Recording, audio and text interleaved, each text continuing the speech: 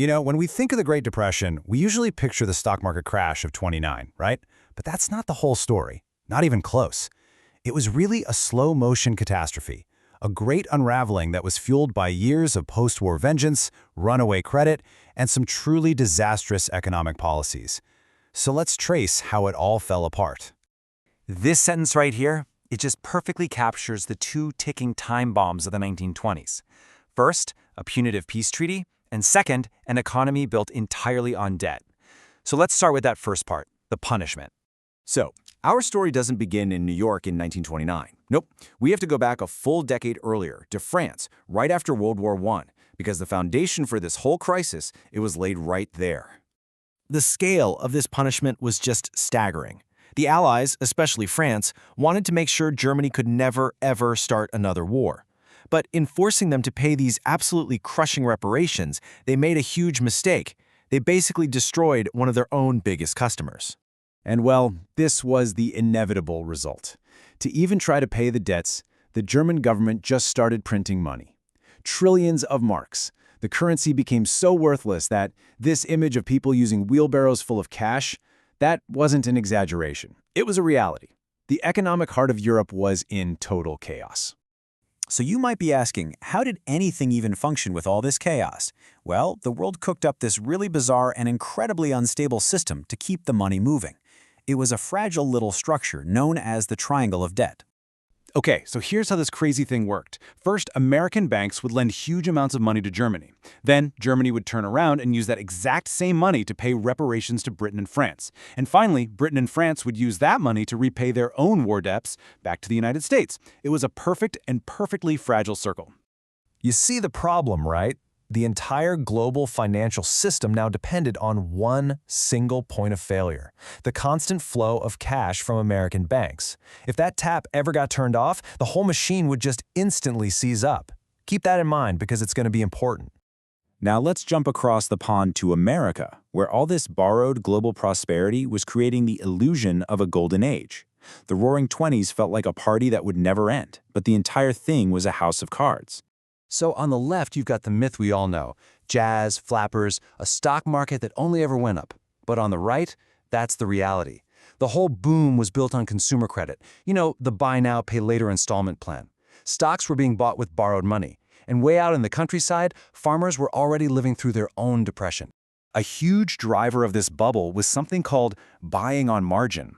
This let regular people buy, say, $100 worth of stock with only $10 of their own money. It felt amazing when stocks were soaring, but if a stock dropped just 10%, your entire investment was completely wiped out. It was high-stakes gambling, and the whole nation was playing.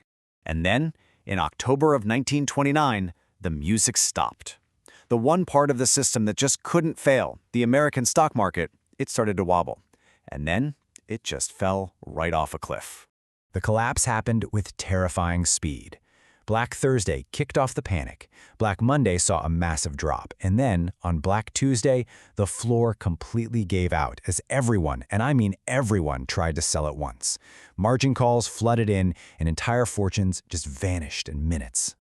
The crash on Wall Street almost immediately became a crisis on Main Street.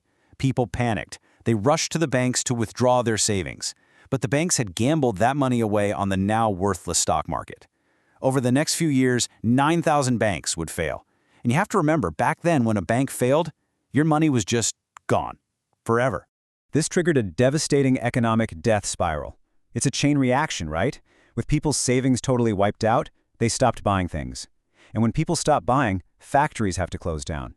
And when factories close, millions of people get laid off, which means even fewer people have money to spend. And on it went. So, with the economy in a total freefall, the world looked to the U.S. government for some kind of response. But the actions taken by President Herbert Hoover, well, they didn't just fail to help, they made everything catastrophically worse. Hoover's entire response was guided by his personal philosophy of rugged individualism. He just didn't believe direct federal relief was the government's job. He urged businesses to voluntarily keep wages up and asked local charities to handle the breadlines. But the crisis was just way too big for volunteerism to solve. Then, in a desperate attempt to protect American industry, Hoover signed the Smoot-Hawley tariff. It was this massive tax on imported goods. The idea was to make American products cheaper and save American jobs. Instead, it ignited a global economic war. See, other countries didn't just sit back and take it, they retaliated immediately with their own tariffs. The result was a complete and total collapse in global trade. It dropped by 2/3. America's depression had officially gone global. Hoover's reputation was just shattered for good in 1932. Desperate World War I veterans, they were called the Bonus Army, marched on Washington to ask for an early payment of a bonus they'd been promised. Hoover's response? He sent in the U.S. military. They used tear gas and burned the veterans' camps to the ground. The image was just horrifying. So, as the 1932 presidential election rolled around, the country was at its absolute lowest point. And this wasn't just another election. It felt like a referendum on the American system itself. This number, it says it all. By 1932, 1 out of every 4 American workers was unemployed. 1 in 4. Industrial production had been cut in half from what it was just 3 years earlier. The country was broken, and it was desperate for a change. And the choice couldn't have been more stark. Hoover's campaign was basically offering this grim warning: it could be worse. In complete contrast, you have Franklin Delano Roosevelt, FDR, and he just radiated optimism. Now, he didn't really have a concrete plan, but he promised decisive action and bold experimentation, what he called a New Deal for the American people. The result was a political earthquake, an absolute landslide. FDR won 42 of the 48 states. It was a massive, overwhelming rejection of the old way of doing things and just a desperate plea for something, anything new. But in those long months while America waited for FDR to actually take office, the banking system collapsed completely, grinding the country to a halt. So the ultimate question was hanging in the air. Had the damage already gone too far? Was the new president promising to save a nation that was already too deep underwater to be saved?